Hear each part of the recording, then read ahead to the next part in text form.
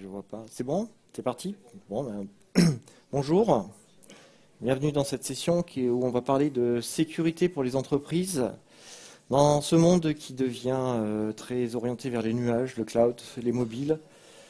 Je m'appelle Ludovic Poitou et je travaille chez ForgeRock.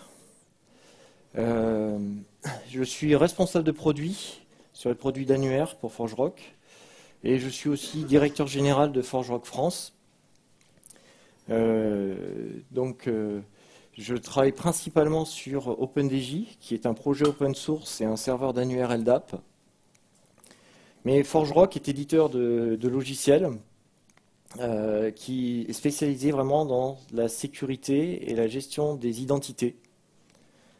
Et quand on dit gestion des identités, ça couvre le cycle de vie des identités et la gestion des accès, et puis le stockage des identités.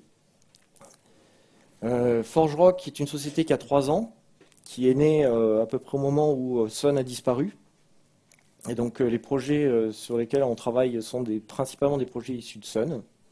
Et on a un centre de recherche et développement à Grenoble, où on est 8, mais on est 95 dans le monde, avec le siège aux États-Unis et des bureaux à Londres, à Oslo, en Nouvelle-Zélande, et puis des gens un peu partout. Et donc avant, je travaillais chez Sun en tant que développeur. J'étais architecte des produits d'annuaire. Et puis j'ai fait aussi du community management sur le projet open source qui s'appelait OpenDS. Donc voilà un peu le contexte. Ce que je vais vous présenter aujourd'hui, c'est expliquer un peu le monde de l'entreprise, comment il bouge, qu'est-ce qui change avec le cloud, avec les mobiles, avec les réseaux sociaux. Et puis je vais vous présenter un peu notre offre. Mais de façon assez superficielle, pour plutôt montrer quelles sont les fonctions qu'on attend dans un produit de sécurité pour les entreprises, et puis voir ces standards qui émergent, pour après arriver sur quelle est l'architecture type qu'on va avoir pour sécuriser les applications pour une entreprise, aussi bien sans l'entreprise que dans le cloud, pour répondre aux besoins des mobiles, etc. Donc, initialement, la vision de la sécurité, c'est quand même très centralisé. C'est le château fort, l'entreprise a un accès physique et on accédait aux ressources informatiques simplement en étant présent dans l'entreprise, en étant connecté par un câble entre son ordinateur et le serveur. Et puis, on avait une vision très simple. Il y avait les gens qui avaient accès, qui étaient là, et puis ceux qui n'étaient pas là. Ceux qui étaient dehors, ils n'avaient pas accès. Donc la sécurité est très centralisée, coordonnée. Et puis il y a un contrôle à l'entrée, une barrière ou un pont, et puis des gardes. Voilà, c'est un monde très très physique. Et bon, ça c'est une vision du siècle passé, voire d'un peu avant, et le monde évolue. L'entreprise d'aujourd'hui, elle est plutôt ouverte maintenant. Et il y a des phénomènes comme la mondialisation, l'outsourcing, qui font que l'entreprise, on ne peut plus dire elle est à un endroit et que là. Elle est partout.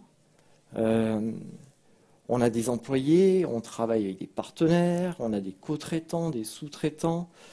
Il se montre des joint ventures entre les entreprises, donc on crée des structures qui sont temporaires dans lesquelles on doit gérer les ressources, les applications et tout ce qui va avec le système d'information.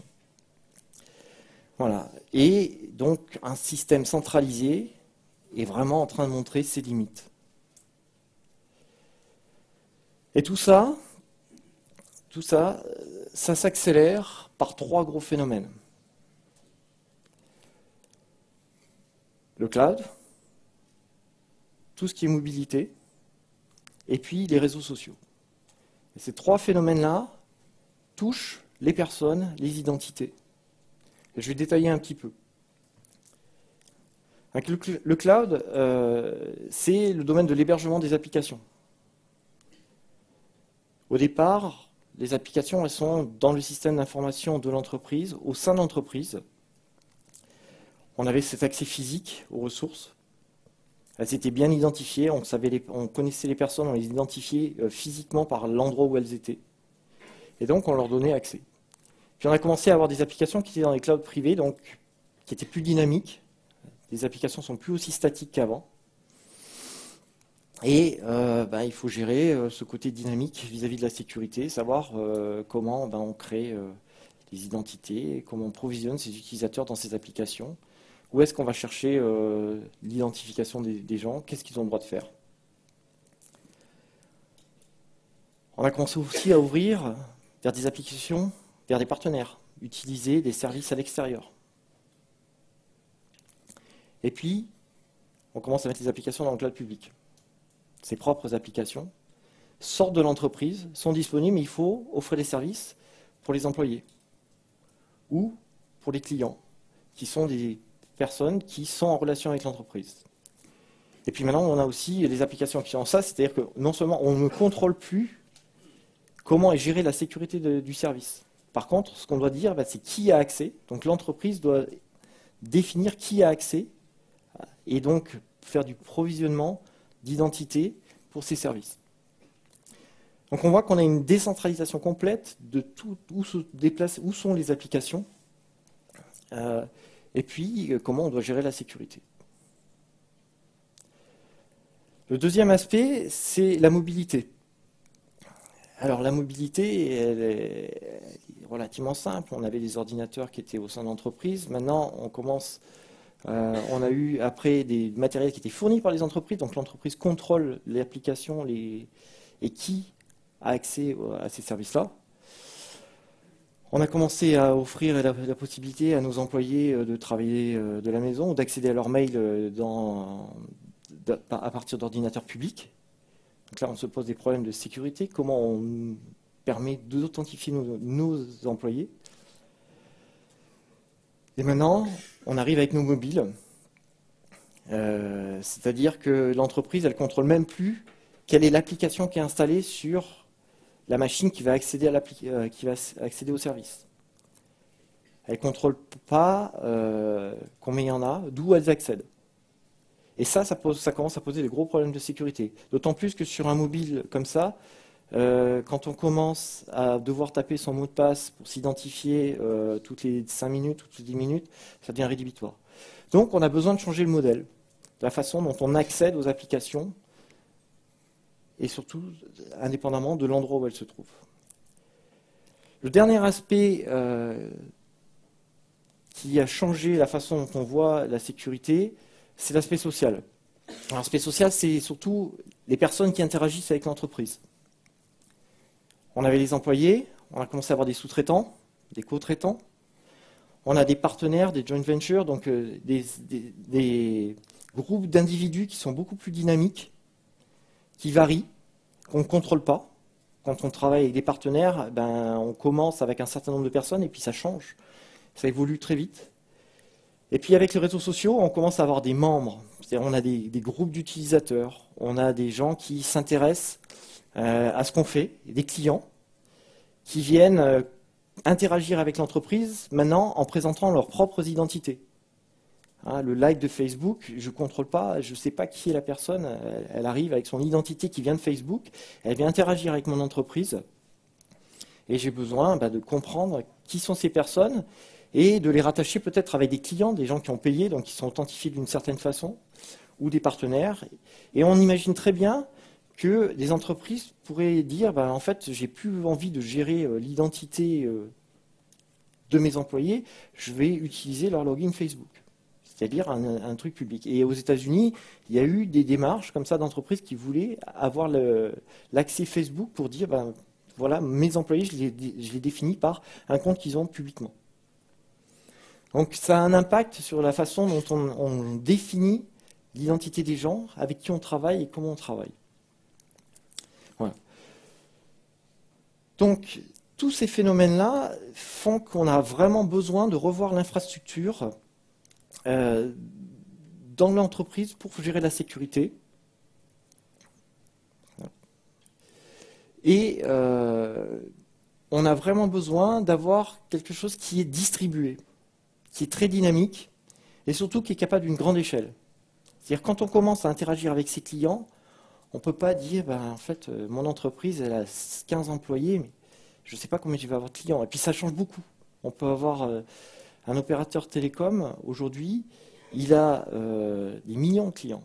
Il est obligé de les gérer. Et puis ça change. C'est-à-dire qu'il va garder l'information sur les clients passés. Ils ont changé d'opérateur, ils reviennent, etc. Il garde l'identité et ça ne fait que grossir. Donc il y a vraiment besoin d'avoir cette architecture qui est distribuée, qui est dynamique, et puis qui va permettre vraiment de gérer des millions et des millions d'identités. L'autre aspect, c'est l'aspect confiance. C'est-à-dire qu'avant, on était capable de dire, ben, la personne, elle est dans l'entreprise, donc je lui fais confiance, elle peut accéder à l'application. Sur Internet, le mode par défaut, c'est anonyme. Les personnes ne sont pas authentifiées. On n'a pas ce mécanisme de dire, ben, je sais quelle est la personne qui est sur Internet. Dans l'entreprise, on avait vraiment cet aspect physique. Et là, on est en train d'avoir une convergence, et il va falloir redéfinir un peu le modèle de à qui on fait confiance. À partir d'où, à partir de quel matériel, est-ce que je peux faire confiance pour accéder à mon système d'information, accéder à mes applications, accéder aux données internes de l'entreprise. Voilà. Et puis, corollaire à tout ça, ben, il y a la gestion des mots de passe. Parce que ça devient un enfer. Le système centralisé où on a un mot de passe, et à chaque fois qu'on va utiliser un service, on a besoin d'un nouveau mot de passe. Voilà, ça devient une plaie. Alors, arrêter les mots de passe, c'est un grand mot. On va les réduire. On va faire en sorte qu'on mette des systèmes où on n'aura plus besoin de mots de passe pour s'authentifier. On en aura toujours besoin d'un local pour déverrouiller les clés qui vont nous permettre d'accéder au service. Voilà. Donc ça correspond à des besoins, des envies, et voilà. Et il existe des produits, aujourd'hui, des solutions qui permettent de déployer ce genre d'infrastructure au sein des entreprises ou pour des services hébergés.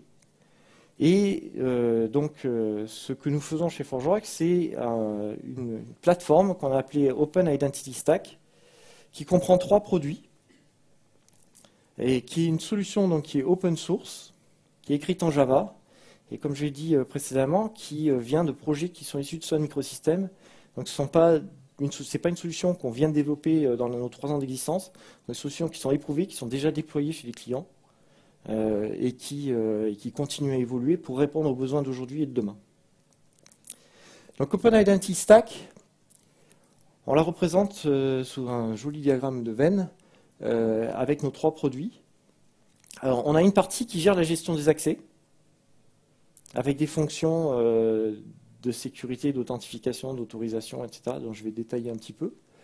On a une partie qui gère la gestion des accès, la gestion des identités et le cycle de vie, donc qui va faire du provisioning automatique, de la réconciliation, qui va permettre de gérer les mots de passe entre les différents référentiels. Et puis on a une partie qui est stockage, donc un annuaire LDAP, qui est dessous, qui est utilisé par les 2 produits, soit directement en embarqué, et puis comme l'annuaire, ça s'appuie sur un protocole standard, on est capable d'utiliser n'importe quel annuaire LDAP ou d'autres référentiels d'identité, mais on a une offre complète. Et ce qui est intéressant dans cette offre, en fait, c'est qu'on a des services qui sont communs. On a d'abord une interface d'utilisateur pour gérer les utilisateurs, les provisionner, pour les administrer, qui est commune aux 3 produits. Et puis, on a aussi toute une interface d'accès à tous ces services qui est commune, c'est un ensemble d'API REST qui permet d'accéder de façon consistante à l'intégralité de ces services par des API qui se ressemblent et qui permettent d'interagir avec tous les services. On utilise des standards en commun, dont je vais parler. Au OAuth, il y a Scheme, et puis on a des mécanismes d'enregistrement d'utilisateurs qui sont les mêmes, qu'on fasse du provisioning dans plusieurs sources, et puis pour la partie OpenAM. Donc on a vraiment une plateforme qui est unifiée et qui est composée de produits individuels qu'on peut déployer individuellement, mais qui offre l'intégralité des services qu'on attend pour gérer les identités. Donc là, je vais rentrer un petit peu plus en détail dans les grandes fonctions qu'on trouve dans ces produits. Et le premier, c'est de savoir qui accède à mon service. Qui est qui. Et donc c'est l'authentification. Et l'authentification, dans une application, avant on disait ouais, tiens, je vais faire une application, elle va faire du LDAP. Donc je prends une librairie LDAP et je prends un mot de passe, je vais vérifier que dans l'annuaire LDAP. Et puis si je voulais déployer mon application sur un autre système, il fallait que mon application connaisse ce mécanisme d'authentification. Les mécanismes d'authentification, il y en a beaucoup. Donc ça devient compliqué à gérer au sein d'une application. Donc l'idée, c'est de déléguer cette authentification. Que ce soit une authentification simple avec un nom et un mot de passe, que ce soit une application à multiples facteurs. Donc une authentification, on va demander un mot de passe, puis on va vérifier que vous ayez un token. Ou on peut imaginer de la biométrie. Et puis on est aussi maintenant capable d'avoir de l'authentification qui va dépendre du contexte. C'est-à-dire de dire, mon application, on va l'authentifier par défaut avec un nom et un mot de passe, mais je vais remarquer, si jamais elle n'est pas dans un range d'adresse IP bien connu, je vais demander un deuxième facteur. Et puis si cette personne elle se connecte en dehors des heures de bureau, on va demander peut-être un troisième facteur d'authentification, vérifier que c'est bien la bonne personne. Voilà. Et ça, on peut le faire en déléguant l'authentification à un service, plutôt que de l'implémenter dans son application. Donc dans OpenAM, on a 19 modules d'authentification qui viennent par défaut, et on a une interface qui permet d'en plugger d'autres. Et dans les 19 modules, on en a un qui est en fait un module de chaînage, qui permet de dire, une fois que j'ai fait cette authentification, je suis capable d'évaluer le niveau de sécurité que j'ai avec, et le contexte dans lequel je veux le faire, je veux accéder à l'application, et demander des niveaux supplémentaires d'authentification. Donc ça, c'est le premier service. Et une fois qu'on est authentifié, on peut réutiliser ce cookie d'authentification, et c'est le Web Single Sign-On. C'est-à-dire qu'une fois que j'ai été authentifié auprès de mon fournisseur d'identité, j'accède à une application. Si je veux accéder à une autre, l'application va demander si mon token est toujours valide. Voilà. Et donc on a le Single Sign-On, qui permet de faire d'accéder à plusieurs sites. Et puis après, on peut dire, en fait, dans mon identité en question, je veux la partager avec d'autres sites que je n'héberge pas. Et là, on commence à rentrer dans la fédération d'identité. Pour la fédération d'identité, il y a un protocole qui est très connu, qui est SAML, qui est utilisé par tous les gens qui font de la fédération, que ce soit Microsoft, que ce soit Google, Salesforce. Et donc, SAML, c'est quelque chose qui est relativement sécurisé, très sécurisé, qui nécessite de la cryptographie et de la validation, et qui va permettre d'échanger des attributs sur l'utilisateur et des autorisations. La personne s'est authentifiée, elle a le droit de faire ça, et voici ces informations qui vont vous permettre de rendre le service. Alors SAML, c'est basé sur du SOAP, c'est du XML, donc ce n'est pas obligatoirement dans l'air du temps, et on va voir qu'il y a des choses qui arrivent pour remplacer SAML. L'autre protocole de fédération, c'est celui qui a été défini par Microsoft et IBM, c'est WS Fédération. Alors là, c'est encore plus compliqué. Mais on a des produits qui sont capables de faire des passerelles entre du SAML, de WS Fédération et d'autres services par des échanges de tokens et de la traduction. Et puis, le dernier bénéfice qu'on peut avoir avec ce genre de service, c'est le single sign-out. C'est-à-dire qu'une fois qu'on a invalidé le token, on est délogué de tous les sites et on n'a plus accès. Donc c'est important quand on se déplace, mais c'est aussi important en termes de sécurité, quand on détecte une intrusion ou quelque chose, d'être capable administrativement de supprimer les accès. Le troisième service, c'est l'autorisation. C'est-à-dire une fois qu'on a authentifié la personne, on va vérifier qu'est-ce qu'elle peut faire. Voilà. Et on a deux types d'autorisation maintenant. On a cette autorisation centralisée où, dans une entreprise, on va définir les règles, les rôles des gens, qu'est-ce qu'ils ont le droit de faire, quelles applications ils ont le droit de faire. On va définir toutes des règles et puis les mettre dans un serveur. Alors ces règles, maintenant, c'est généralement appuyé sur un standard qui s'appelle XHTML. Et le serveur, il est centralisé. Les applications vont interroger en disant j'ai cet utilisateur, est-ce qu'il a le droit d'accéder à telle ressource? C'est ce qu'on appelle le Policy Enforcement Point qui va demander au Policy Decision Point, un serveur de politique d'autorisation. Voilà. Et il y a un nouveau modèle qui est en train d'arriver, qui est un modèle de délégation. C'est-à-dire qu'à un moment donné, j'ai un utilisateur, une ressource, et j'ai une application qui veut y accéder. Et elle va demander à accéder à la ressource, et on va lui donner un token pour lui dire, ben voilà, je t'autorise à accéder à la ressource, et maintenant, tu n'as plus besoin de me redemander l'autorisation tant que tu as le token. Tu n'as plus besoin de t'identifier pour redemander l'accès à la ressource. Et ça, c'est globalement ce qu'apporte OAuth 2. Je vous parlerai un petit peu plus tard du protocole et de comment on l'utilise. Et on a ce modèle de décentralisation d'autorisation qui devient très intéressant dès qu'on commence à distribuer les applications et l'accès. Je parle un tout petit peu du cycle de vie. Donc le cycle de vie, c'est d'une identité, c'est quelque chose qui démarre par un utilisateur arrive. Alors souvent c'est un employé qui démarre dans les ressources humaines et il a besoin d'accéder à un ensemble d'applications. On va lui provisionner un compte dans l'Active Directory parce qu'il va avoir une machine avec une machine Windows. Il va peut-être accéder à des serveurs sur Unix ou sur Linux, donc on a aussi besoin de lui provisionner des comptes là-dedans. Il y a des informations qui sont stockées dans des bases de données, on va créer l'utilisateur, des profils, des choses, enfin voilà. On va gérer de tous les endroits où on doit avoir une référence à l'utilisateur, son mail, le téléphone dans le PABX, enfin beaucoup de choses comme ça. Mais ça ne suffit pas. Après, l'utilisateur, c'est pas statique, il va bouger dans l'entreprise, il va changer, donc on a besoin de gérer les changements et de gérer la consistance de ces données. Quand on utilise un SaaS, on va avoir besoin d'aller créer l'identité dans le service pour dire cet utilisateur qui nous a rejoint, il a aussi le droit d'utiliser telle application. Et puis quand il s'en va, il faut qu'on déprovisionne tout automatiquement. Donc les produits de gestion d'identité, ils gèrent tout ce cycle, et plus particulièrement la cohérence des mots de passe, pour éviter d'en avoir plusieurs. La gestion des groupes, des accès, des règles. On est capable de désactiver un compte, de le réactiver sans l'effacer.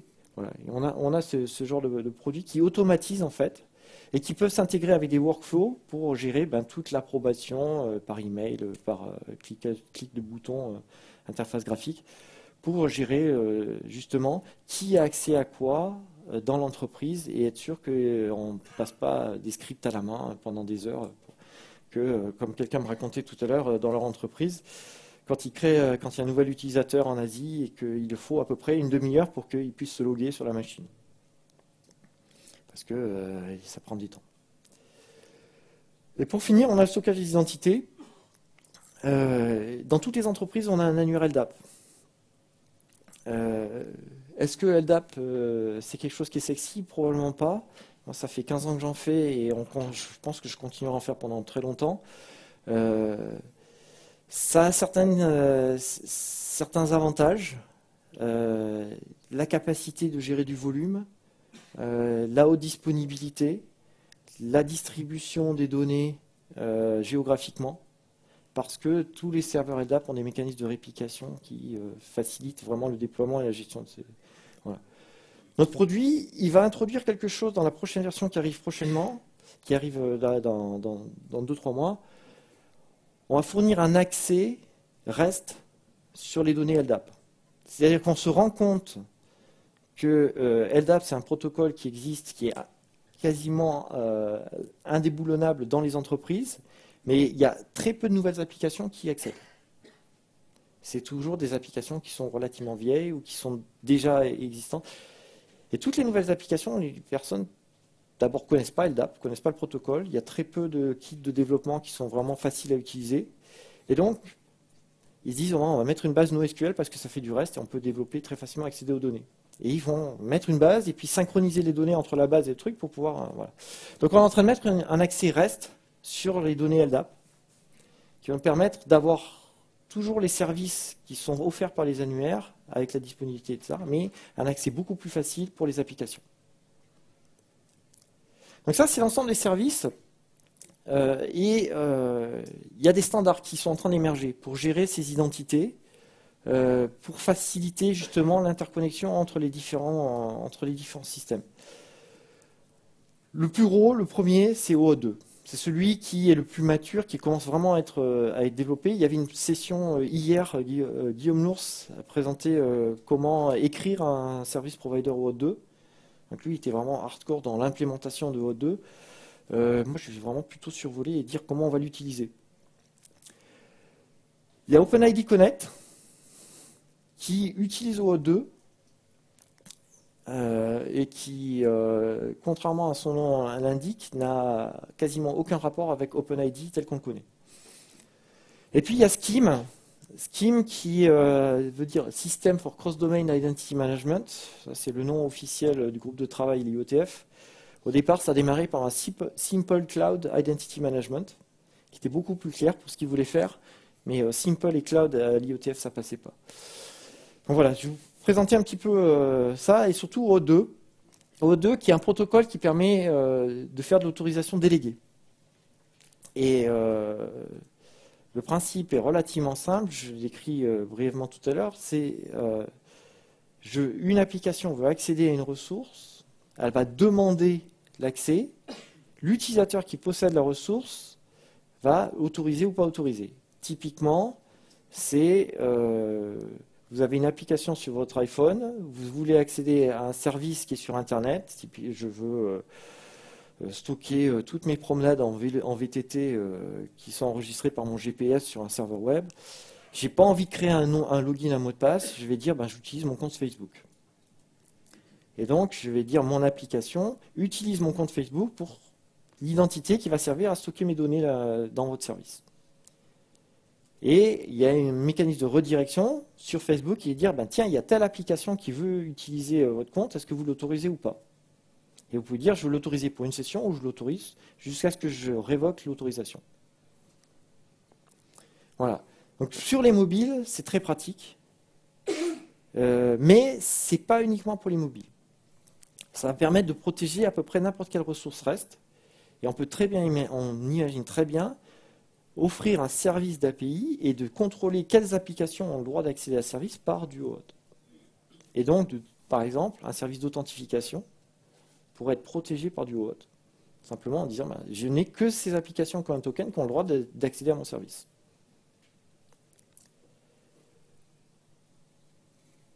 OpenID Connect, c'est basé sur OAuth 2. Et l'idée, c'est de dire, en fait, je voudrais refaire les mêmes services que SAML, c'est-à-dire être capable d'échanger des attributs sur les utilisateurs, sur l'identité des utilisateurs qui sont authentifiés auprès de mon service, et aussi donner ce qu'on appelle des claims, donc des autorisations sur ce que la personne a le droit de faire ou ce qu'elle est. Un des cas typiques de ça, c'est de dire la personne est majeure. J'affirme que cette personne, elle a plus de 18 ans. Voilà. On n'a pas besoin de savoir son âge, mais pour autoriser l'accès, on a besoin de savoir qu'elle a plus de 18 ans. Et donc, OpenID Connect, c'est un protocole qui est développé par l'OpenID Foundation, qui a laissé tomber tout ce qui était OpenID, mais juste qui garde le nom, et qui est en train de redéfinir en REST, en JSON, à peu près toutes les opérations qu'on pouvait faire en SAML et en XML. Et c'est quelque chose qui arrive aujourd'hui et qui va permettre donc de renforcer l'utilisation de OAuth 2 et toute la délégation de services par du REST.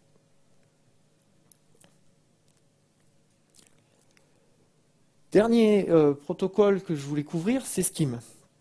Alors Scheme, c'est vraiment la gestion d'identité, le provisioning pour le cloud et pour les services. Pourquoi? Aujourd'hui, quand j'ai une application en SaaS, elle a besoin de connaître les utilisateurs et j'ai besoin d'aller lui dire j'ai tel utilisateur qui travaille pour moi. Et puis l'application, elle a besoin d'informations. Elle a généralement besoin d'un adresse email, elle a besoin d'un identifiant unique, puis elle a besoin de rôles pour peut-être définir quels sont les contrôles d'accès qui vont être définis par l'application. Dans Google, il y a une API qui dit créer l'utilisateur et puis il a droit à accéder à Google Apps où il a telle autorisation, il fait partie de tel groupe. Pour accéder à tel document, il a droit à un compte Gmail. Enfin bon. Il y a une API. Et le problème qu'il y a aujourd'hui, c'est que chaque fournisseur de services définit sa propre API pour créer les utilisateurs. Et donc quand on est dans une entreprise comme la nôtre, où globalement on est très distribué, on n'a quasiment pas d'infrastructure interne, on utilise tous les services cloud, on est obligé d'écrire le provisioning qui va faire le provisioning chez Google, le provisioning chez Salesforce, le provisioning chez WebEx, avec des API qui sont différentes, et donc on a 4 connecteurs qui vont, quand on a un nouvel employé qui arrive chez ForgeRock, eh bien, on le crée de façon centralisée, ça va dans notre URL d'app, et puis il est pushé dans les différents services, et s'il fait partie des ventes ou du product management, il a accès à Salesforce, s'il a l'engineering, il n'a pas accès à Salesforce. Voilà, donc on est obligé d'écrire ces connecteurs, et ça limite l'interaction qu'on peut avoir entre différents services. C'est-à-dire que si Salesforce, vous voulez vendre un service supplémentaire qui est hosté chez quelqu'un d'autre, comme on a des applications comme Marketo qui sont assez couplées avec Salesforce ou ce genre de service, ben, des fois on est aussi obligé de provisionner chez l'autre.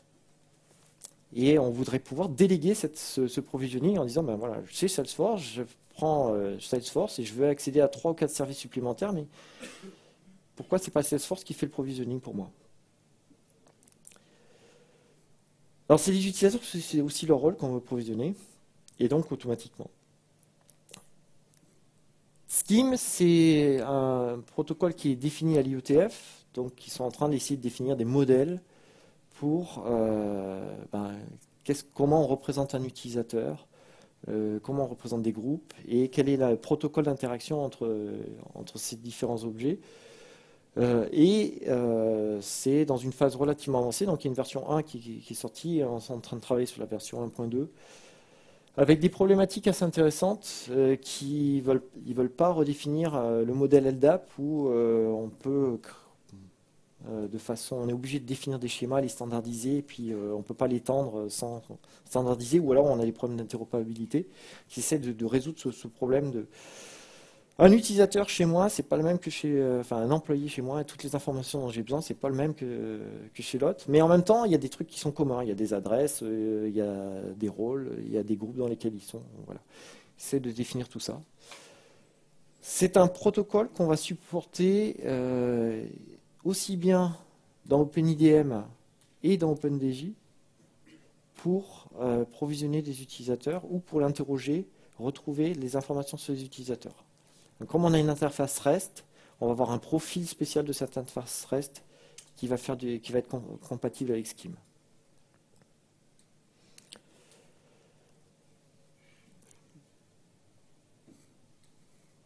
Dans le monde de l'entreprise, on a vu un développement des web services à la mode Microsoft. Il y avait Alexis Moussine, je ne sais pas si vous avez assisté à la keynote ce matin. Il y avait un super slide WS Star avec l'étoile noire. Voilà. J'ai cherché le mot de Star Wars. Donc, c'est quelque chose, on se rend compte que c'est quelque chose qui pose beaucoup de problèmes en déploiement dès qu'on a besoin de performance et de scalabilité. Pourquoi? Parce que un point d'accès, et puis après, il faut se débrouiller pour aller distribuer le point d'accès sur les différents services. Donc c'est quelque chose où on est en train d'en revenir beaucoup, et puis en plus, avec Internet, où on a développé du REST, etc., il y a vraiment ce mode de l'économie d'API qui est en train de se développer et de transformer tout REST, c'est une approche très Internet. Et voilà, et tout ça pour dire qu'en fait, tous les services d'identité, en fait, on voudrait les proposer sous forme d'API. Et voilà le type d'architecture qu'on voudrait proposer pour les entreprises, pour gérer la sécurité. C'est-à-dire, au lieu d'avoir un service centralisé qui soit au sein de l'entreprise et puis on fait des passerelles pour éventuellement accéder à l'extérieur, et bien exposer un service d'identité, une infrastructure d'identité par des API REST qui vont être protégées elles-mêmes par OAuth 2, donc avec un mécanisme d'autorisation pour savoir qui a le droit d'utiliser ces API, quelles sont les applications qu'on doit. Et puis, mes applications qui vont utiliser une API cliente, qui soit sur mobile ou sur leur portable, ou dans le data center, vont accéder à ces services de la même façon qu'elles soient au sein de l'entreprise ou qu'elles soient dans le cloud, qu'elles soient à l'extérieur. Et avec une architecture comme ça, on va pouvoir déployer des applications qui vont être hébergées chez nous, qu'on va pouvoir bouger à l'extérieur, sans changer l'infrastructure, simplement en déplaçant le truc et en repointant sur le service correctement. Donc c'est vraiment l'idée de dire l'identité, les services d'identité sous forme de services et qui vont utiliser ces protocoles que je vous ai décrits tout à l'heure. Donc le scheme pour faire toute la gestion des utilisateurs, provisionner des utilisateurs, interroger quels sont les utilisateurs qui sont là, qui sont disponibles, pouvoir les provisionner automatiquement dans d'autres services à l'extérieur. Et puis OAuth pour autoriser l'accès à ces API. Voilà. Et puis, que ce soit sur Internet, en interne. Donc, ce genre de déploiement, vous pouvez le commencer aujourd'hui avec des produits tels que le nôtre qui proposent tous ces services-là.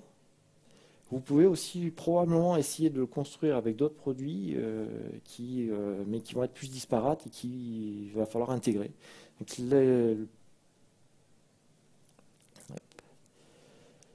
l'avantage qu'on vous propose, c'est vraiment une plateforme qui est intégrée, qui offre tous ces services et qui sont déjà accessibles en REST et qui offre tous les protocoles qui sont en cours de qui sont maintenant validés et qui sont encore en cours de définition. Donc on a vraiment besoin de changer cette infrastructure de sécurité pour pouvoir évoluer, pour pouvoir passer en dehors et être flexible. Et c'est vraiment critique pour les entreprises, la flexibilité, parce que ça réduit les coûts et ça permet d'aller beaucoup plus vite sur les marchés. Voilà. Juste une petite quote qui vient de PDG de Sun, qui est aussi un des conseillers spéciaux de ForgeRock, qui dit « Savoir qui a accès à quoi, enfin qui et quoi, et qui a accès à quoi, c'est vraiment le Graal des services sur le web et du cloud. » C'est une quote qui date de 2011 et qu'on aime beaucoup. Et donc, si vous avez des questions, je suis prêt à y répondre. Et juste avant, je vais faire une petite promotion. Nos projets sont open source. On a un summit qui a été annoncé avant-hier, donc qui va se passer en Californie au mois de juin. Et on invite tous nos partenaires, les développeurs, les gens qui sont intéressés par ces technologies-là à venir nous rencontrer, à discuter avec nous. On aura probablement des sessions plus marketing et des sessions très hands-on de déploiement, voire du hacking dans les projets. Pour ceux que ça intéresse, Scott McNeely sera un des keynote speakers et il y aura aussi Pat Patterson qui est évangéliste chez Salesforce, qui est un ancien aussi de Sun. Et cette conférence est aux États-Unis, mais il est prévu d'en avoir une en septembre, je crois, en Europe, mais elle n'a pas encore été annoncée. Donc on vous invite à venir partager et participer avec nous.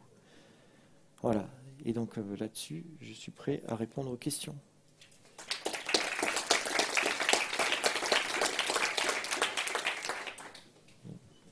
Question. Là devant.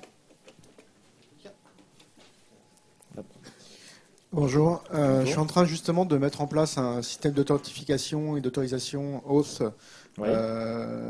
pour des applications mobiles. Ouais. Est-ce qu'il y a des erreurs ou des écueils à éviter? Est-ce qu'il y a des erreurs ou des écueils à éviter? Alors, je vais probablement pas être la meilleure personne pour parler de ça. Il y a clairement aujourd'hui besoin d'intégration entre la partie serveur et la partie client mobile. Et ça fait partie du travail sur lequel on a encore pas mal d'efforts à faire. C'est comment est-ce qu'on va stocker tous ces tokens et gérer ces tokens du côté mobile et donner de l'information contextuelle aussi au serveur pour faire confiance dans l'établissement de ces tokens. Donc je ne sais pas si ça répond vraiment aux besoins. Ce qu'il faut, c'est être capable de gérer des tokens. Donc il y a des services qui disent, voilà, je suis authorization server, mais on n'a aucun moyen de gérer après, d'avoir une visibilité au sein de l'entreprise sur les tokens et la façon de les gérer. Je sais que nous, on a des interfaces de gestion. Après, dans le déploiement réel, je n'ai pas la réponse sur... Pour répondre très rapidement, en fait, on gère nous-mêmes nos tokens. Ouais. Mais effectivement, une des questions, c'est le stockage des tokens au niveau des mobiles, la durée de vie des tokens, le rafraîchissement, des choses comme ça. Je pense que c'est des technologies qui sont assez nouvelles et on n'a pas encore suffisamment de recul là-dessus. Nous, on est vraiment dans la partie développement du serveur. On n'a pas d'outils d'intégration dans les mobiles. Donc ça fait partie des choses qu'on aimerait bien travailler, mais pour l'instant on développe les produits serveurs. Donc désolé de ne pas avoir la réponse.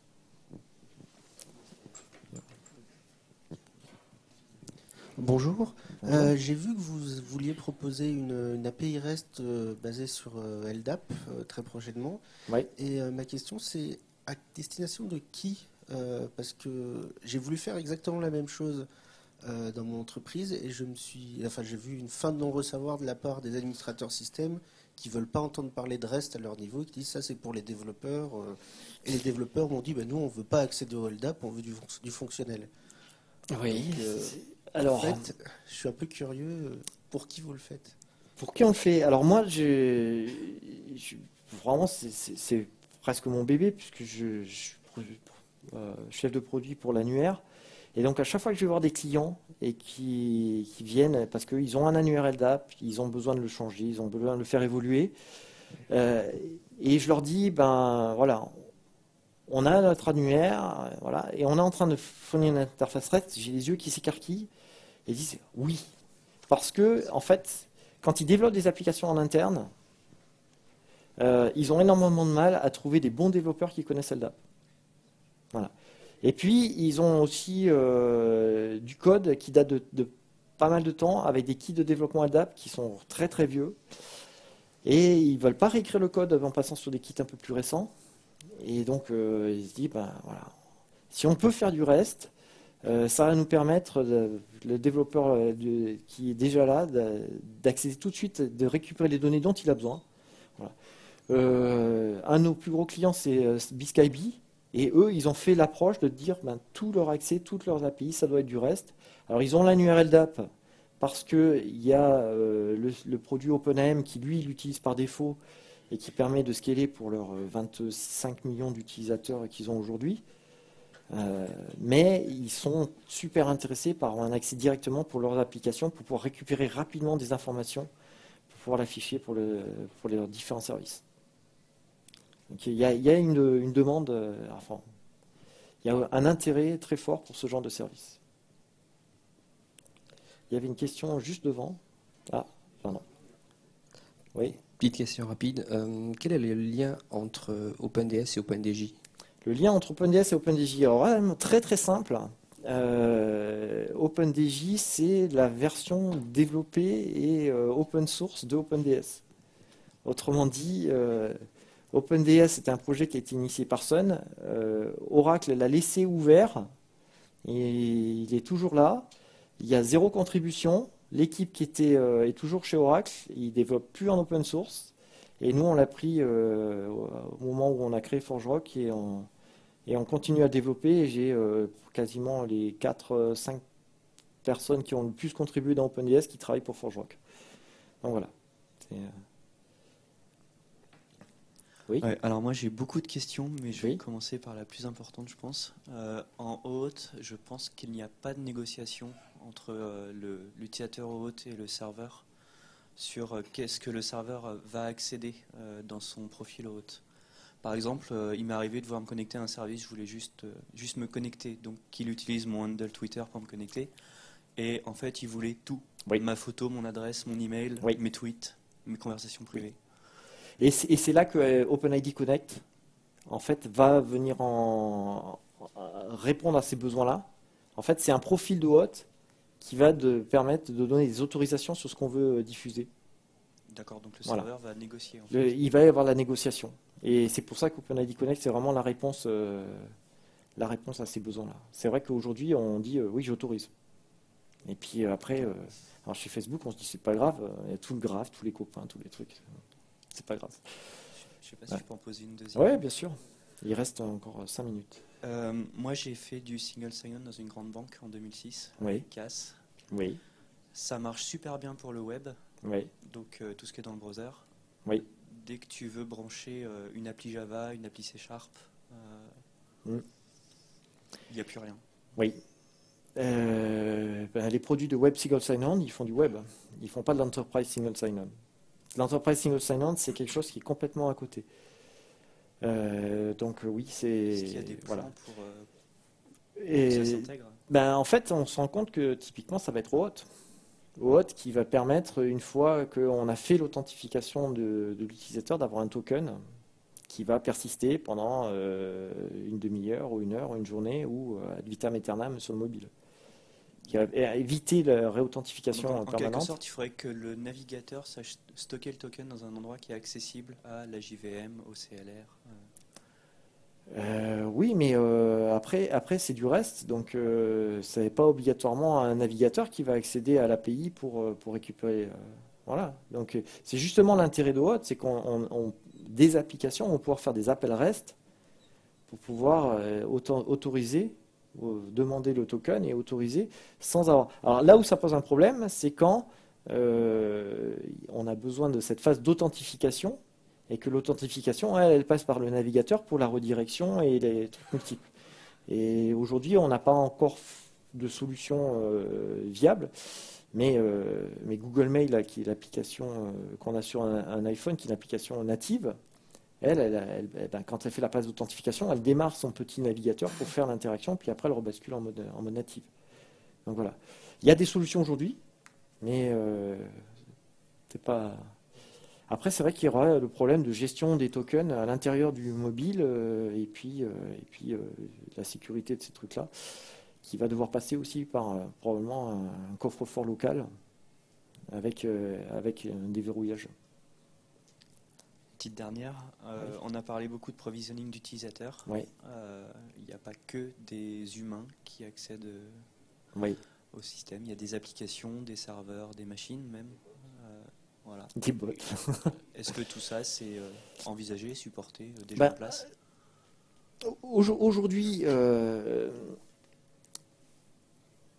quand on regarde Scheme, il focalise complètement sur les utilisateurs et les groupes, donc qui vont permettre de définir des règles d'accès et d'autorisation. Quand on regarde LDAP, on est entièrement générique.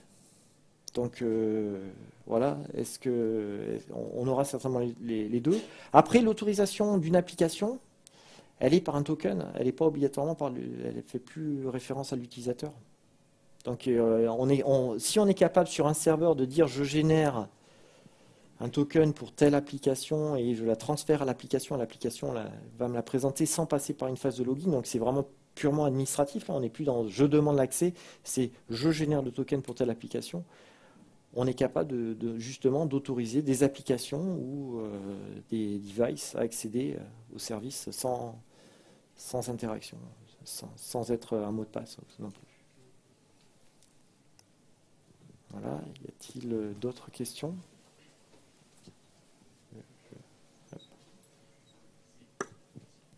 Bonjour, j'aurais juste souhaité savoir comment était géré OAuth, enfin par quelle organisation, parce qu'on a vu que les deux autres standards, il y a une fondation et l'autre c'est l'IETF.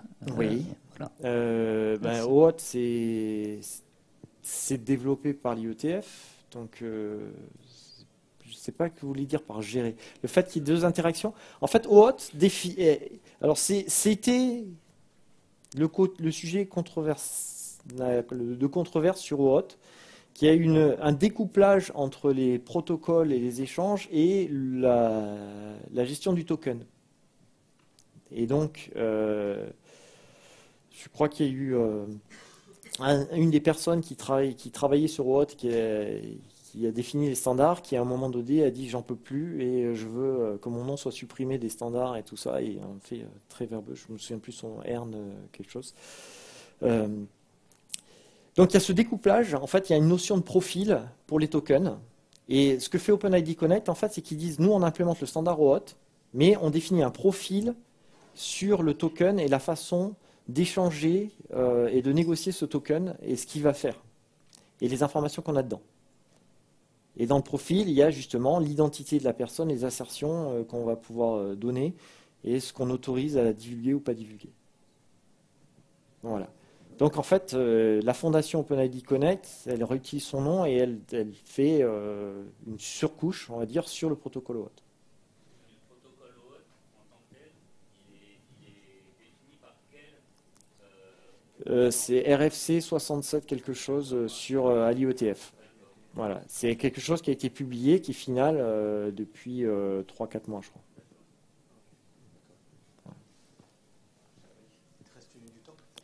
Time's up. Eh ben, merci.